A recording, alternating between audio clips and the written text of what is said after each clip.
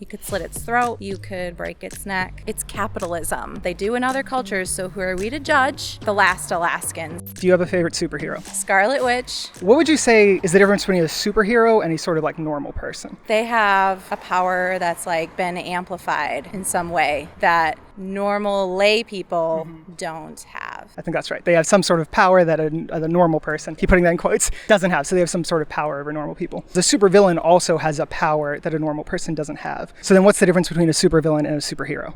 The motive. So specifically like what? Motives can be for others or for themselves, for good and evil, for power or for people, for others. So then I'm assuming you're saying that the villains are the ones who are doing things for themselves and the heroes are doing something for other individuals. Yeah. I think it's a pretty good description. Would you say it's like fair to say that like a superhero kind of helps other individuals in some way, whereas a supervillain sort of like uses them or like maybe tries to harm them or exploit them or something? I guess, yeah. Yeah, sure. And maybe supervillain isn't trying to harm or hurt others, but just to try to get something for their own gain. And if they have to harm or hurt others, that's just what happens. Right. So it's like they want something for their own, some sort of selfish desire, and then like other individuals are collateral damage to them. Yeah. Okay, cool. There's two buttons. Okay. You have to press a button. One brings 10 supervillains into the world, like the real world, or one brings 10 superheroes into the real world. Which one would you press? This is a trick question, isn't it? No, it's not. I'd rather bring the superheroes. Okay, great. So would I. So that's sort of the first set of questions. Then again, I'm not a Slytherin, so a Slytherin what would you say may you are? answer differently. I'm Gryffindor. Yeah, that makes sense with it. Yeah. Okay, so I think that what you expressed there was, I think, a pretty common sense understanding. That's kind of how I understand superheroes and supervillains. So I'm going to switch topics now. Okay, Great. you ready? Yeah. What did you have for breakfast and lunch today?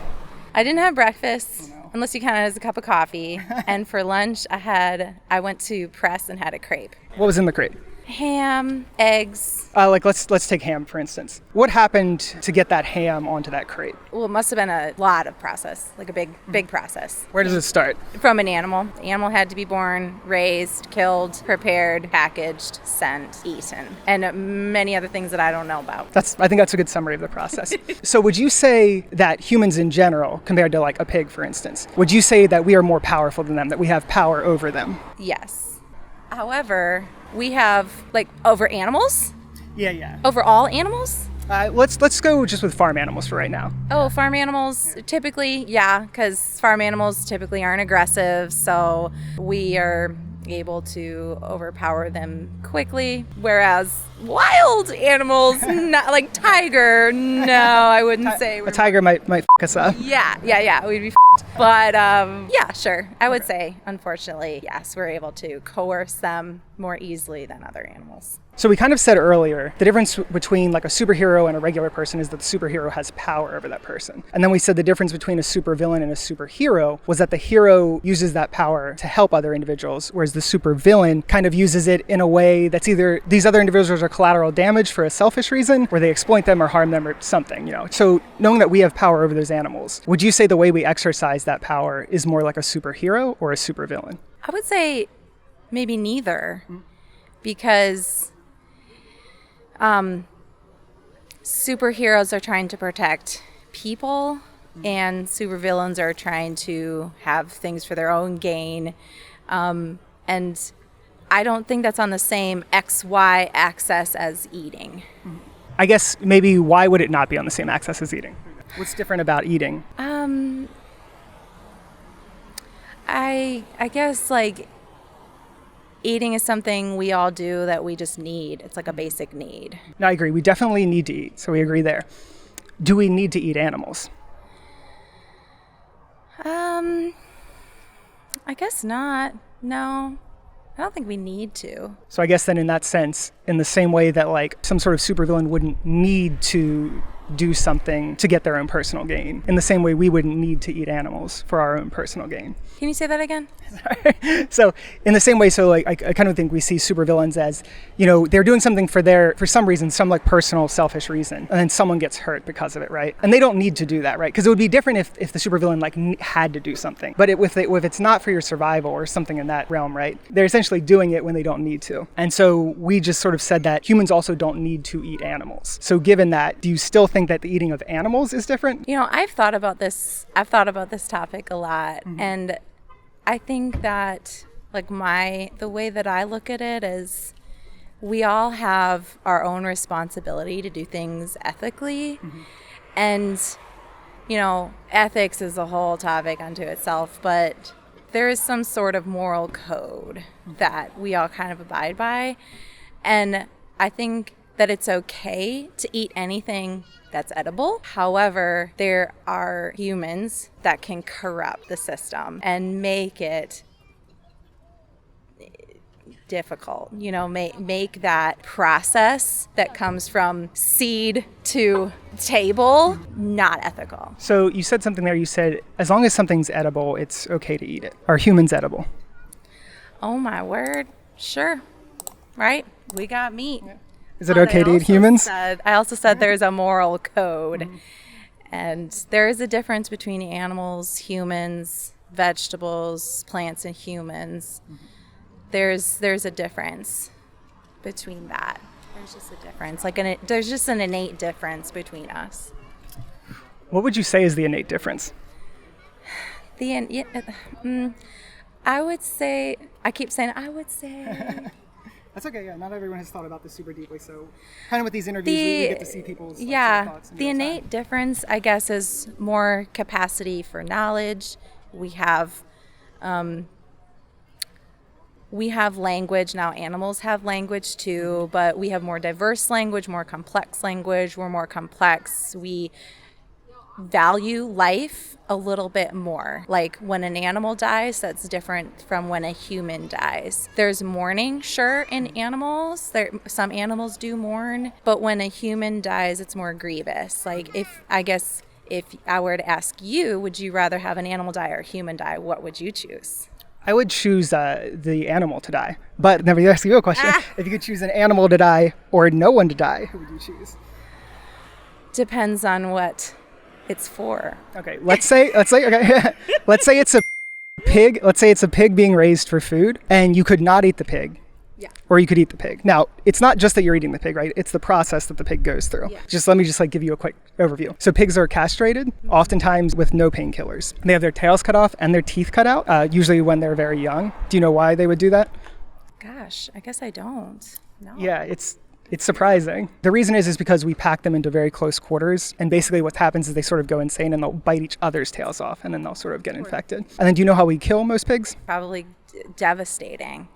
It's horrible, right? We put them into gas chambers, actually. So given that, if you could have a pig raised and die in that manner, or a pig not die at all, what would you choose? Oh, who would want to kill in such a murderous way? No, definitely not.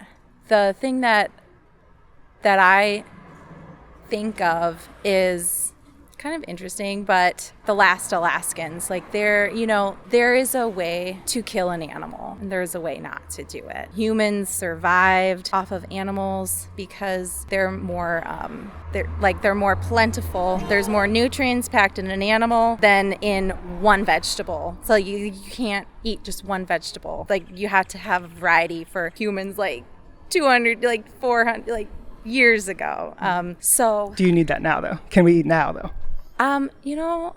I guess we don't. We don't need that now. I guess it's more so preference, taste, and nutrition. Do you think an individual can get enough nutrition without eating animals? I think so. However, I don't know, because I've heard conflicting things. Now, I don't know the numbers or the research, but I've heard that if you have an all-meat diet, you can get the same nutrients as an all-vegetable diet. So I don't know if that's true, though, but that's what I've heard. Well, let's say it is true. In that instance, then you could get everything you need from plants in the scenario you just described, right? Yeah, exactly. And so even there's a bunch of very large dietetic associations, and they all have statements to some sort of effect of plant-based diets are healthy. So then I guess you kind of said there was the sort of preference and the nutrition, but we kind of talked about the nutrition. So then it kind of goes back to preference, which then brings me back to our original questions of the supervillain who was doing something for just a preference, for some selfish motive. So given that, I'm going to keep pressing the That's question. okay. Given that we don't need it for nutrition, and then what actually happens to those animals? Yeah. Given those two things, and that what we're probably doing it for, and I think what honestly is convenience and taste pleasure, I think is what most people are doing it for. Given that, do we look on a spectrum? Let's say there's supervillain, superhero over here, right? On that spectrum, where do you think we're falling as far as our relationship to them? Lay people. You think it's like a neutral action? I'd say overall, I think, yeah. I think unfortunately, because if you look at every single industry, there's corruption. Does that mean that supporting corrupt industries is a neutral action? I would say you just have to pick your battles. Do you think that the only kind of bad practices are in corrupt farms, though? That's the other thing. Or do you think it's standard practice?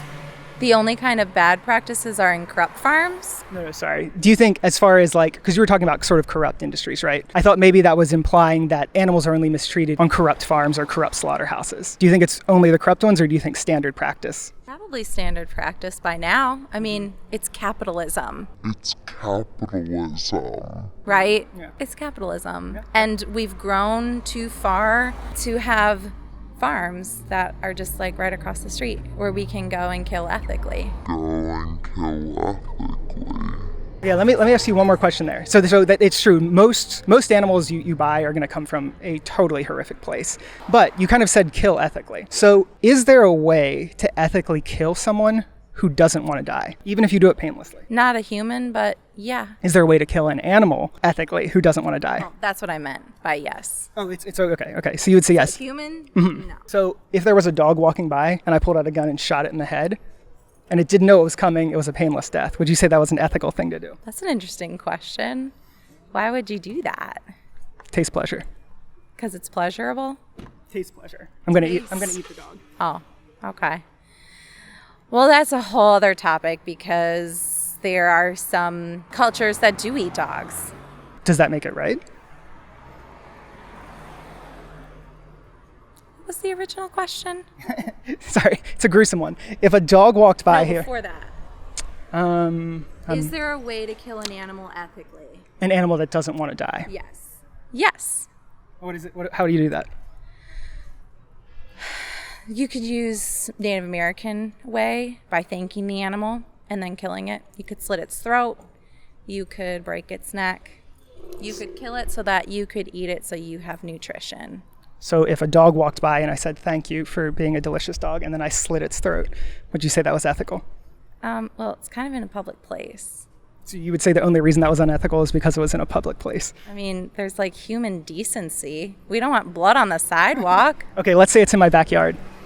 Well, then, like, it just, I mean, are you grateful for the dog and for its life? Yeah, I say thank you to the dog. It walks in my backyard. I say thank you for being so tasty, dog. And I get a knife out and I slit its throat. Do you know where the dog came from? Do you know if it's someone's dog? Is it your dog? Yeah, it's no one's dog. It's a stray. Oh, well, if you want to eat it, and we don't in America, so you have to realize it's a little weird, but they do in other cultures, so who are we to judge? If you want to do that, okay. So you would say that was ethical? Mm-hmm. Okay. All right. Fair enough. It's not typical standard practice, but if you want to eat meat and you want to do it ethically, you should kill in an ethical way, not these gas chambers and horrible breaking of like tails and teeth and yeah. So you would say that was sorry. But you'd say those things were unethical, right? There's other practices. Yeah. So most of the meat that you buy at any of these stores is going to be like that. So would you say that then purchasing that meat is unethical? I guess, yeah. However, would you be interested in a resource to help you to not buy as much animal products? Okay. I would be interested in a resource that could give me meat that was killed ethically. I don't think that exists.